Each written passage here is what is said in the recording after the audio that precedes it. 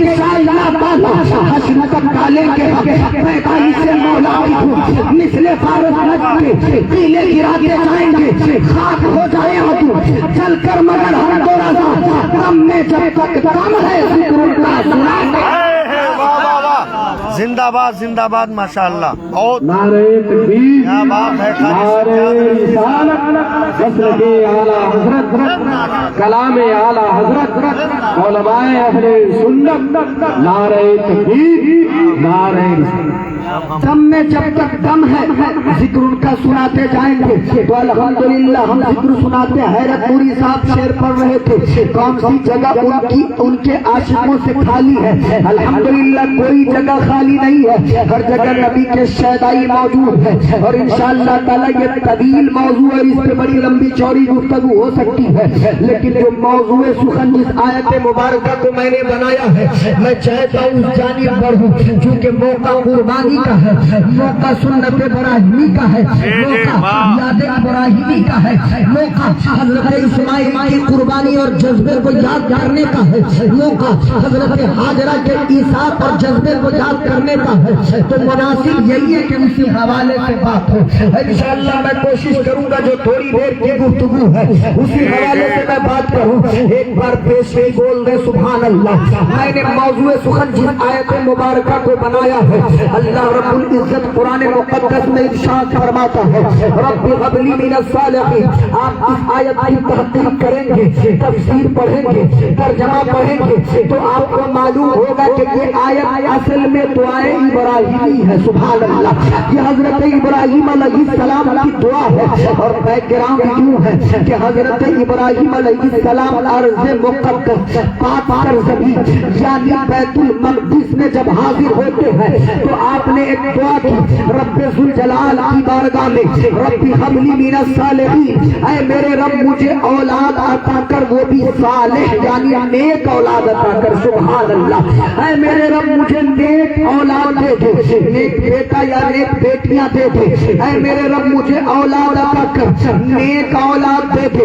یہ دعا کون کر رہا ہے؟ وقت کا پیغمبر کر رہا ہے، اللہ کا محبوب بندہ کر رہا ہے، اللہ کا خلیل کر رہا ہے، اور وہ اتنا اپنے رب سے قریب ہے کہ ان کی دعا کبھی کالی نہیں جاتی ہے۔ حضرت ابراہیم نے دعا کی، میں نے بھی عالم تصور میں پوچھا ابراہیم آپ تو اللہ کے اتنے قریب ہیں، آپ تو اللہ کے اتنے عزیز ہیں، آپ تو اللہ سے اتنی آپ کو قربت ہے کہ آپ صحرا میں دعا مانگتے آپ کی دعا قبول ہوتی، آپ جنگل میں دعا مانگتے آپ کی دعا قبول ہوتی، آپ بیابان میں دعا مانگتے آپ کی دعا قبول ہوتی، آپ ریگستان میں دعا مانگتے آپ کی دعا قبول ہوتی، آپ کھیت کھلیان میں دعا مانگتے آپ کی دعا قبول ہوتی، آپ ذاتی مکان میں دعا مانگتے آپ کی دعا قبول ہوتی، لیکن دعا کرنے کے لیے آپ نے بیت المقدس کی سرزمین کا استعمال کیوں کیا؟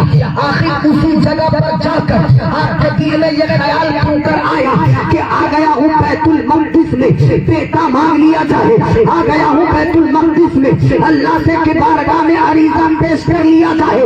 جواب آیا سجاد رضوی تمہیں معلوم نہیں ہے یہ وہ بیت المقدس ہے جو مجھ سے گزرے ہوئے تمام پیغمبران اسلام پیغمبروں کی نشانیاں ہے۔ حضرت نوح کی نسبت اس بیت المقدس سے، حضرت نوح کی نسبت اس بیت المقدس سے، آدم کی نسبت اس بیت المقدس سے، مجھ سے گزرے ہوئے انبیاء سابقین کو نسبت اس بیت المقدس سے، اور یہ پاک سرزمین ہے اور یہ اللہ کا معتبر گھر ہے۔ میں نے سوچا کہ جب اللہ کے عظیم گھر میں آیا ہوں تو کیوں نہ اللہ سے عظیم چیز مانگ لوں، اور میں نے دعا کی رب هب لی من الصالحین۔ تو ابراہیم کی دعا جیسے ابراہیم نے دعا مانگی ہے فوراً اگلی آیت میں بشارت آ گئی، فبشرناہ بغلام حلیم۔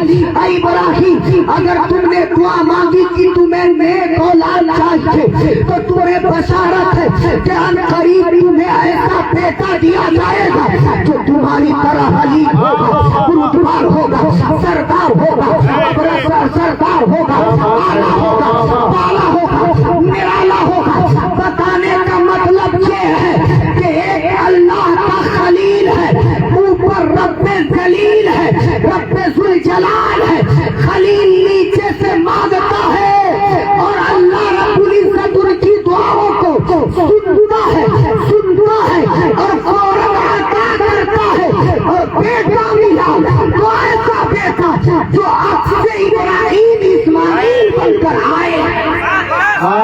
نعرہ تکبیر، نعرہ رسالت، مسلک اعلی حضرت قاری سجاد رضوی، نعرہ تکبیر، نعرہ رسالت، واہ واہ واہ واہ، زندہ باد، رنگ چڑھا بھائی بولیے ماشاءاللہ۔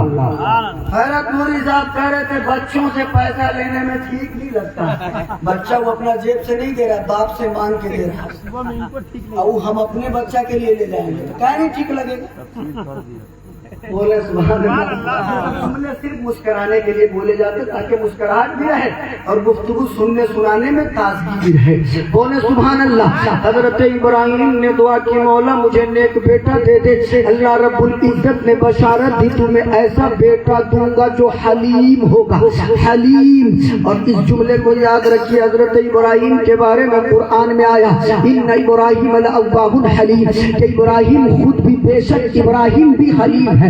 حلیم کا مطلب ہوتا ہے سلیم الطبع، سردار، بردبار، ہوشیار اور خوددار۔ سبحان اللہ، کئی معنی آتے ہیں۔ حضرت ابراہیم کو یہ بشارت دی گئی ابراہیم آپ بھی حلیم ہے اور آپ کو جو بیٹا دیا جائے گا وہ بھی حلیم ہوگا۔